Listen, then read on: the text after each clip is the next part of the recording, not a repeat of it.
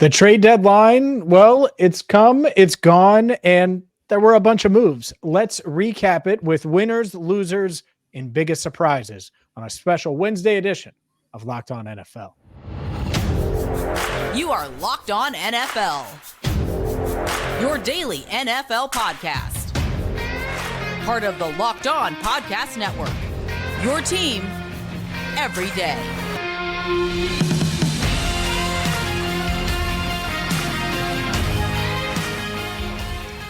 Hi again, everyone, and welcome in to Locked On NFL. He is Chris Carter. I'm James Rapine. Thank you so much for making us your first listen.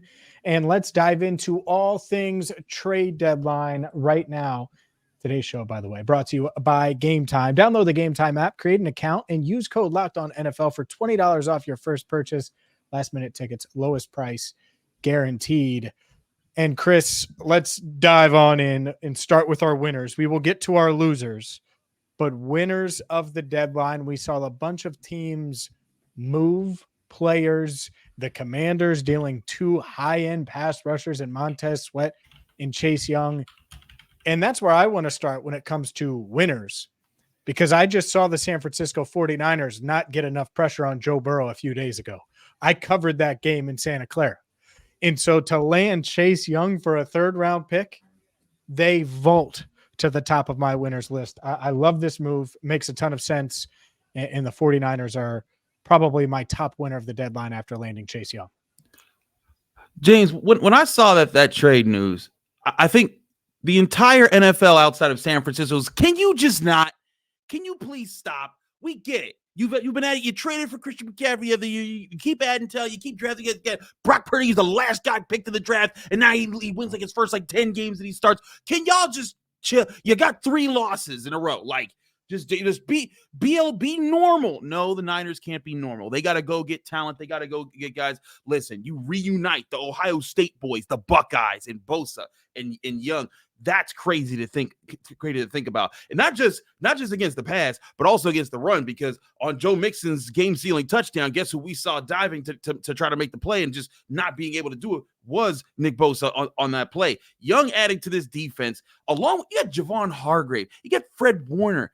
This defensive front becomes so scary. You have no decision but to make this the top winner, I think, of the trade deadline, coming in and only for a third. And it was a big question. What would be Washington's asking price for Chase Young? Because there were rumors of this way back before the season even started, because it was obvious, hey, they might not want to pay him. The change in ownership, there could be a whole new direction. And clearly that's what's going down, because Washington been some sellers really, really quickly. We'll get to their other moves too. But this, to me, the Niners doing this, I think some of their problems still exist on offense that they need to address, because without Deebo Samuel and that kind of slowed things down for them for a little bit. I think Christian McCaffrey's injury kind of messed up the rhythm of the offense. Brock Purdy people been finding more answers for him, but certainly this defense, people will start to ask, are they still the best defense in the NFL? This trade also almost makes it like, okay, yeah, we get it. They're the best. No doubt. And it's funny, going into that game on Sunday, the defensive line was taking a beating by the local sports radio talk, sports media in San Francisco and in the Bay Area. And it's like, oh, okay, fine. We'll go get Chase Young too, and add him to Armstead, and add him to Hargrave, and add him to Bosa, and add him to Randy Gregory, who they traded for a few weeks back. It's a bunch of first rounders, high-end talent. You're right. It reunites 2 Buckeyes. And so it's hard to see that trade and not say, oh, San Francisco is a big winner. Let's go to the other end of this deal. And I want to get to Montez Sweat in that part of it in a second. But before we do, Washington deciding to sell. They get second and third round picks. Now they have 5 picks on the first 2 days of the draft in 2024. So they do have some draft assets now to reset. I think it's smart to reset, and there are a lot of teams that hang on, and there are teams today that didn't make moves that we can get to in the losers category that probably should have unloaded some assets. I like that Washington looked in the mirror and said, all right, let's get what we can for these guys. At the same time, it's tough when you give up 2 quality pass rushers, because it's really, really hard to find pass rushers in this league. It is, and it makes me like, it makes me wonder, like, okay, what's their path forward? What are their rebuilding blocks? Because whenever a rebuild is happening, right, you want your draft picks, you want to load up there, but like, a really talented edge rusher, a really talented pass rusher, those can be the guys that can be the pillars that you kind of hold on to, that kind of keep you relevant in those situations. The Steelers, as they've been trying to get back after the downfall of Ben Roethlisberger's career, what's the biggest thing that's kept the Steelers afloat? TJ Watt and Alex Highsmith killing people. I think that's where the Commanders, I wonder what's their plan as far as having a pillar to build around moving forward, because I'm not sold on Sam Howell yet. It's still very early in his career. Maybe he just needs things to work his way. Maybe there's a lot of other cleaning out that has to happen. But it just makes me wonder, what are all the other moves that are going to come later that the Commanders are to try to rebuild something and start over? Because clearly that's what Josh Harris, their new owner, is doing. It also makes me wonder, how much longer is the current GM and Ron Rivera going to be there? And so let's go to that. Are they winners or are they losers? Before we get to the Bears and all these other moves, the Commanders, would you put them in the winners category or the losers? To me, I think they're slight winners, and it's leads me to hinting at the Montez Sweat deal, because to me, getting what is projected to be right now the 35th overall pick for Sweat, a guy that they probably don't re-sign this offseason, it's not as big of a steal or fleece as the Chase Claypool deal that the Bears just donated to your Pittsburgh Steelers last year. But it does seem like the Commanders got the better of that deal. So I'll make them a winner. A slight winner, but a winner. I give them certainly a win for the Sweat situation, because not only that, it's like Sweat's a good player, but he's not the dominant edge rusher. He's really good against the run. He'll help you, against the pass. But when you're giving up that kind of compensation, like, the Bears, we'll get to the Bears in a second. Like, I do feel like they won that out on that.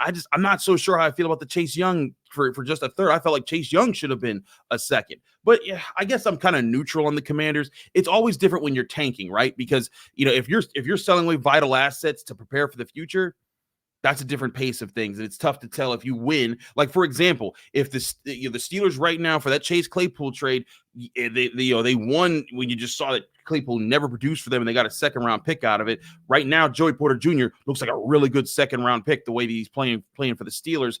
That makes that more of a win. If the Commanders don't use these picks and don't use this as part of their rebuilding process, then it'll just be they gave away talented players for nothing. So I guess a slight win to neutral is where I'm at on the Commanders. When you're sellers, it's a tough spot there.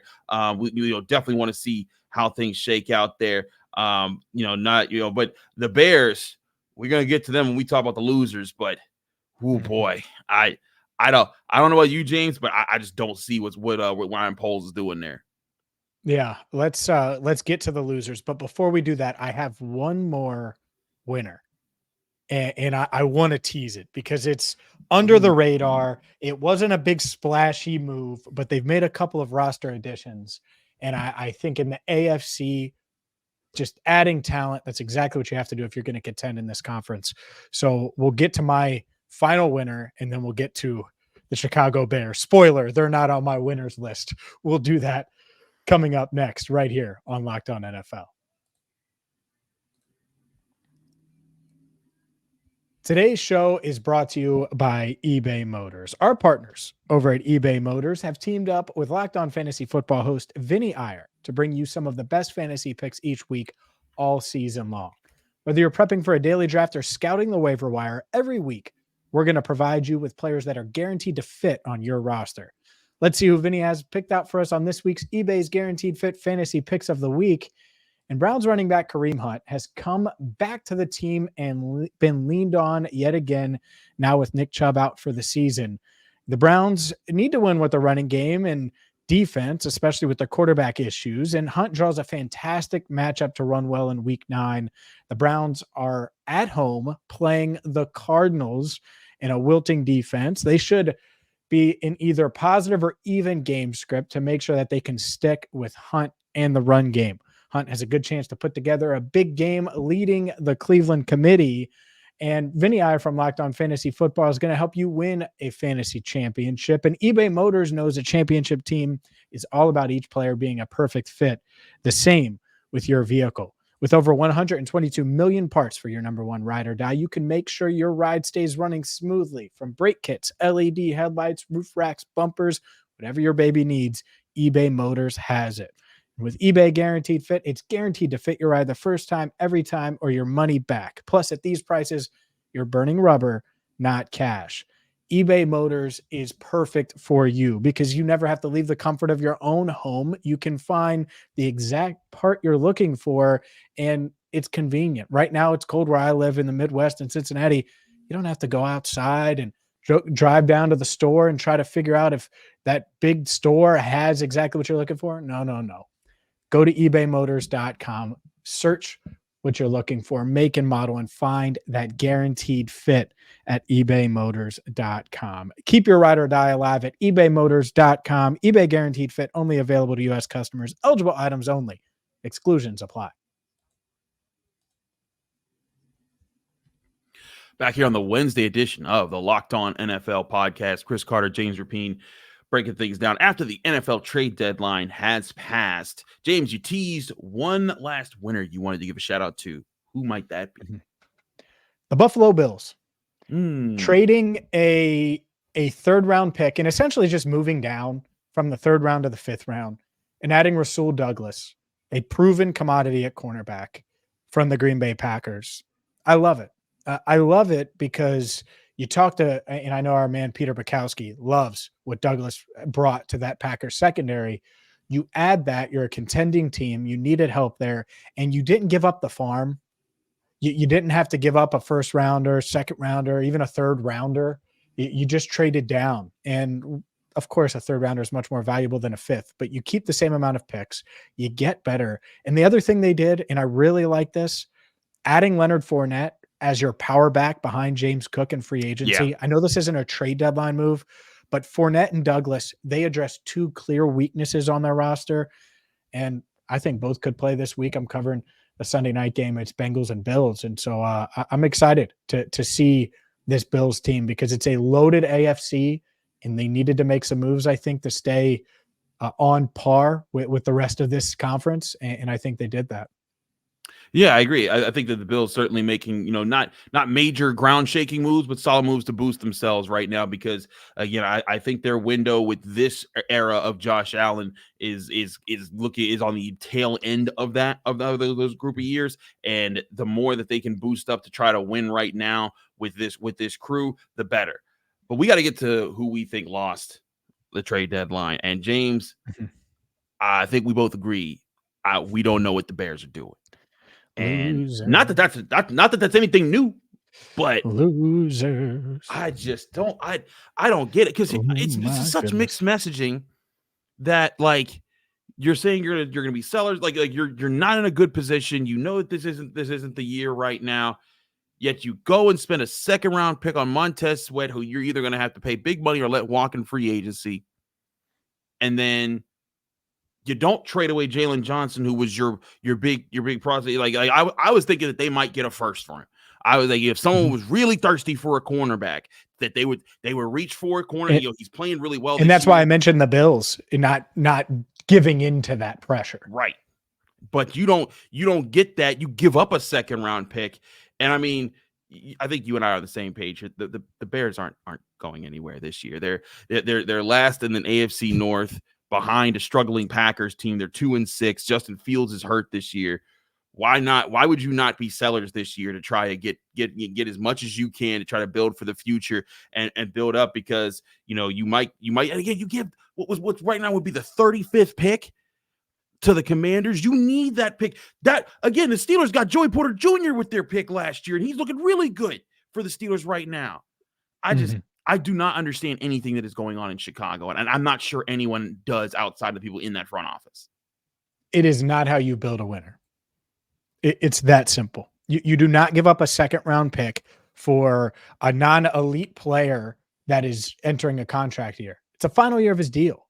He's not elite as a pass rusher. I think he's a good player, which You want good players. And if you're a contender and that's what it costs, and that's the difference between potentially winning a Super Bowl and not, I get it. I get overpaying. You don't overpay when you're the worst team in a bad division. And that's what they arguably are. Now, who knows? Maybe Green Bay could argue that they're the worst team in that division. Kirk Cousins is hurt now, even though I still think Minnesota with Josh Dobbs could be okay. I wonder what they're thinking in Chicago. Why you would give up such a premium asset. It's going to be a top 40 pick. It's 35 right now. I think it could go up. Yeah. They could have the first 2 picks in the draft and 3 picks in the top 33. You never know. Maybe they end up with the first pick or the second pick. So maybe top 34.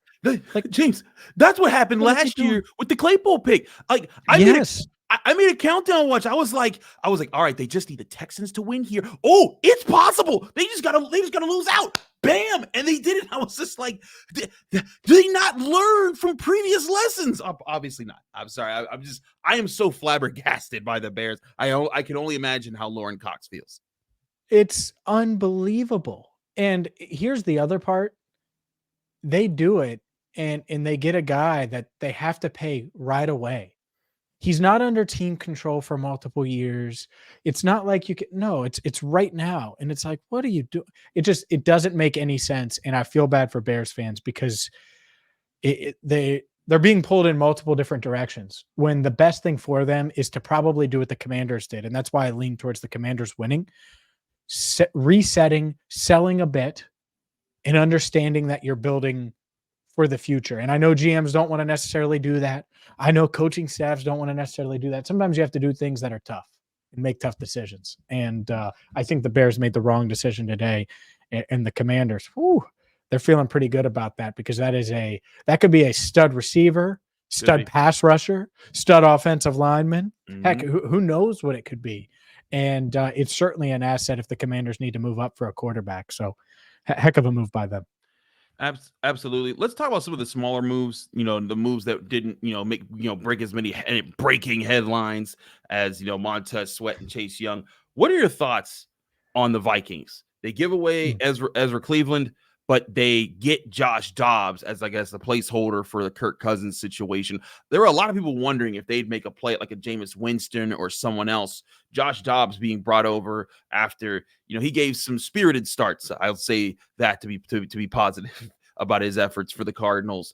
I think the best that you're hoping for, right, is like that he reignites what Case Keenum gave them a few years ago in the one run that he had. But like, I feel like the Vikings, I don't know if I should call them winners or losers because I feel like just because of the Kirk Cousins injuries, they're going to be losers because of that.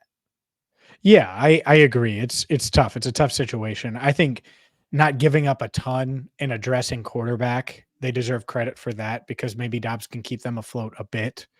And you could argue, you want to tank the season and do all that. Well, they're just not going to do that. And they are a pretty talented roster. Jordan Addison can ball. We know what Justin Jefferson is.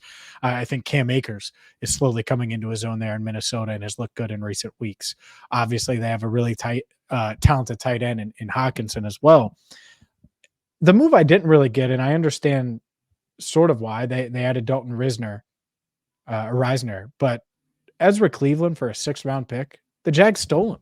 Yeah, they stole a talented guard in this league. It's really hard. Like, how did no one else give up? If you're the Jets, why wouldn't you give up more than a 6th or any of these offensive line needy teams? And I could name a lot of teams. And if you're giving up a 6th rounder, he can be a backup. He doesn't have to start for you. Exactly. And he's going into a contract year. I get that. But a 6th rounder, the Jags are a sneaky winner too, because they just stole Ezra Cleveland. And heck, a lot of teams probably should have signed Reisner. The Vikings did. They benefited from it, and now they give away a pretty darn good guard for next to nothing, I would say, as far as offensive line is concerned at the deadline. Yeah, I feel like it's tough to like I agree with you. Like, I don't understand. I don't think that they're going to become contenders. In fact, we were talking about the Vikings just a few weeks ago. Thinking like, man, are they about to tank their season after they started? What was it, 2-3 or whatever? And then all of a sudden, they pulled the offset against the Niners. They win 3 in a row. They get the path that they want there, but now they lose Kirk Cousins. So now you're at 4-4. It's tough for you to like tank at this point. I mean, you can still tank if you want to, but like you're not in a position like the Panthers or the Bears. Well, the Bears giving away their picks, so who cares about them? But you're not in position like these other teams where you've been competitive. This was supposed to be a year where they would stay on top of things. And Justin Jefferson already on a temporary injured reserve, Kirk Cousins on the permanent injury reserve. I feel for that front office. Like that's a tough predicament to be in for me. So I agree with you, Ezra Cleveland. I feel like you could have gotten more with that. Josh Dobbs, I think again, spirited guy that can maybe give you some tough fighting moments, and maybe you can draw up some things with Jordan Addison as Justin Jefferson gets back. Maybe there's something there. But the Vikings, that NFC North division looks so much easier for the Lions than I thought it would this year. I thought that the Packers would be better than they are. I thought the Vikings would not have had as many injuries as they have. And now the Lions, I think, are ready to skate in the NFC North to a division title. Yeah, I think you're right about that. And there's a lot of moves we've discussed. What about some of the moves that didn't happen that should have happened? We will get to that coming up next. But first, before we go anywhere else, I want to remind you, this show is also brought to you by Game Time. Game Time is the app you need to download right to your phone right now to buy tickets for your favorite events, and it won't be stressful. Why? Because Game Time is the fast and easy way for you to buy tickets for any event. That's sports, music, comedy, theater events, anything near you. Game Time will help you find. And they give you killer deals on last-minute tickets, and they have a best price guarantee that can't be beat. So stop stressing over the tickets and start getting hyped for the fun that you're about to have with Game Time. And again, the Game Time app allows you to book tickets up to the last minute or even up to an hour after your event has started. And there's plenty of times that you're in a rush, you're trying to hurry, you're trying to see what your seats look like, and you can't figure it out, so you're just hoping for the best here. That's where Game Time comes in the clutch for you, because Game Time make sure that you see the view from your seats, and they make sure that they show you all the fees that are going to be applied. No hidden fees where you see one price, you click on it, and then when you get to the final checkout, there's a whole bunch more money added onto it that you weren't planning for. No, everything is up front. It's 2 clicks, and those tickets are yours, and you're in ready to enjoy your event. And there's all sorts of exclusive flash sales that you get on anything, especially sporting events. And the Game Time best price guarantee means they'll always give you the best price, because if you find tickets in the same section in a row for less somewhere else, Game Time will credit you 110% of the difference. That's how confident they are. Download the Game Time app today, create an account, and use code LOCKEDONNFL for a $20 off your first purchase, or go to their website, gametime.co. Terms and conditions apply. Create an account and redeem code LOCKEDONNFL for $20 off. Download Game Time today. Last minute tickets, lowest price guaranteed.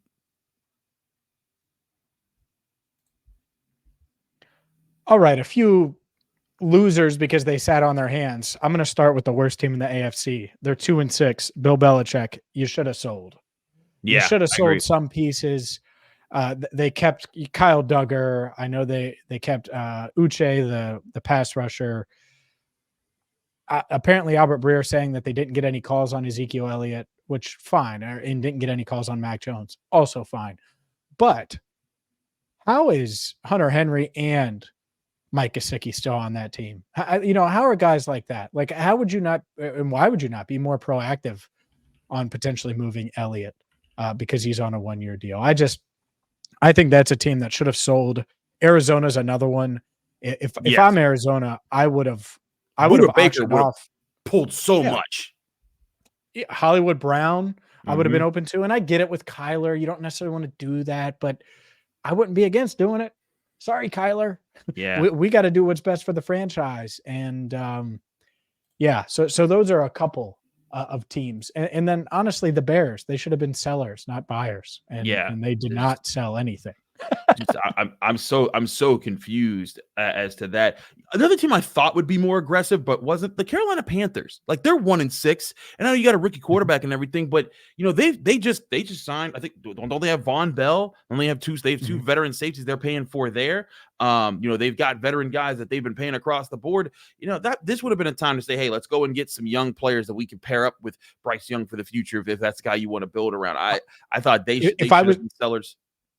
Yeah, if I was the Cardinals, I would have said, hey, Hollywood Brown for your second rounder this year. Let's go. Exactly. And you know what? If Carolina had bought that, that's a younger receiver. He's going to be on a veteran contract, but that's still a guy that you can pair with your young quarterback to build things forward. The Cardinals, you're right. They should have torn down a lot more than they have in that situation. I'm right with you there on them. But also the Panthers, just because of their spot. I also feel like the Giants. I don't know where they're going anytime soon. Last year they were in the playoffs. They paid Daniel Jones. I was one of the people that was like, they're gonna be sorry. And we're seeing that right now. And that's not to make fun of his injury, but when he wasn't injured, he hasn't looked like the guy that the guy that a kind of player that you paid that kind of money that you gave him for. I feel like they're a team that needs to start kind of thinking ahead of where they want to go to next. But there's two teams in the AFC that I thought might be sellers, but I'm not so sure how I feel about them not being sellers. That's the Colts and the Broncos. The Broncos, I feel like maybe this win over the Chiefs they had this week, and they were like, oh, wait a minute, guys. We don't have to give away pieces. We can keep building. Now, Patrick Surtain wasn't going nowhere. That guy, he's a pillar piece. You don't give away young corners on rookie contracts that could be the potential top corner in the league. You just don't do that. But guys like Justin Simmons, other players like that, I thought, Jerry Jeudy, maybe something there. Do you think that that win boosted anything, James, or was this always their plan? They believe that this will still be their year. Yeah, I think that win certainly can be convincing. And you could say, hey, 3-5 in the AFC. If you can rack up a couple more wins, you're right there in the thick of the wild card race. Now, I don't buy that. I would have sold.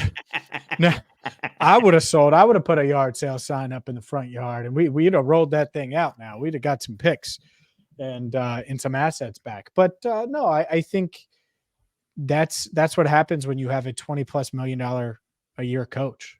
Is you give him every chance, and especially when there's a GM there that probably isn't going to be the GM much longer. It's tough for that GM to tell the head coach, hey, we're going to get rid of talent. Right. Especially after you beat the Chiefs. So I am surprised a bit, but I get it. And boy, oh boy, what an interesting place the AFC West is right now. The Chargers didn't make a move, and the Raiders, I hate to say I told you so. You did. But man, Davante Adams needs to get the hell out of Vegas. It is the worst. What happens in Vegas? Nothing good, apparently, because my man drops the third down pass on Monday night, has multiple deep ball opportunities, and the ball isn't even close. It's rough out here for Davante Adams, and I don't know how Jimmy Garoppolo has regressed so much. He is so bad. He is so bad. So bad. He's the worst quarterback in that division, and Russell Wilson's in that division. Dang, you just right. To be very clear. Yeah, I mean, he just threw another interception during that pause. He just threw another pick. Jimmy G. Come on, Jimmy. Come on. Yeah, I mean, just the visuals of how frustrated Adams was. You saw him slamming his helmet during the Monday Night Football game. And I get it. The Raiders already invested so much into him money-wise and picks-wise to get him in the first place that you need to get something out of it. And at the deadline with people, I imagine people, they might have been on the phones. People were like, yeah, but we're going to give this or we're going to give that. It's funny. I was joking about this, but I was still kind of nervous that I was joking that like the Niners would get Davante Adams for something and I just be like, okay, like enough is enough, guys. We get it. You guys can load up and just trade players like it's Madden. But to see Davante Adams go nowhere with where the Raiders are, just it makes me continue to shake my head at that organization. But the team is also 3-5, and I thought might be sellers. The Colts.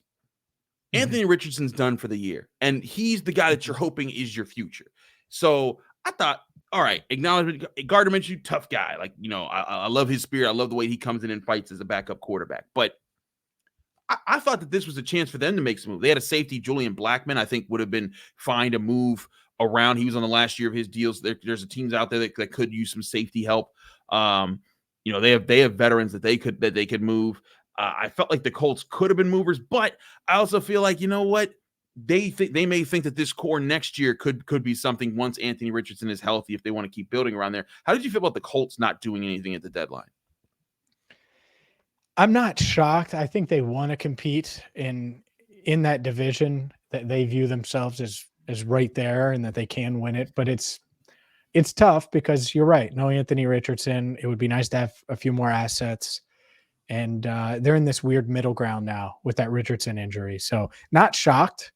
At the same time, I wouldn't have blamed them if they did. And instead, they find themselves kind of in the middle, which a lot of these teams, I think, felt about their squad, and probably why we didn't see a ton of deals between those middling teams that could end up making the playoffs. I think the Colts could. Now, it's not likely, but there's a chance. And there's also a chance where they end up with 6 wins and are picking in the top 10, top 12 of this year's draft. So we'll see what happens there. But, Chris, I don't think you could ask for a much busier deadline. This is one of the busier deadlines that I can remember. Multiple trades, some rumors and rumblings throughout the day, and some big names being moved. So this was a lot of fun. It was eventful for sure.